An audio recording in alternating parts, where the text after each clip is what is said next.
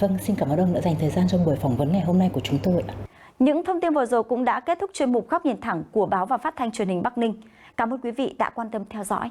Xin kính chào và hẹn gặp lại.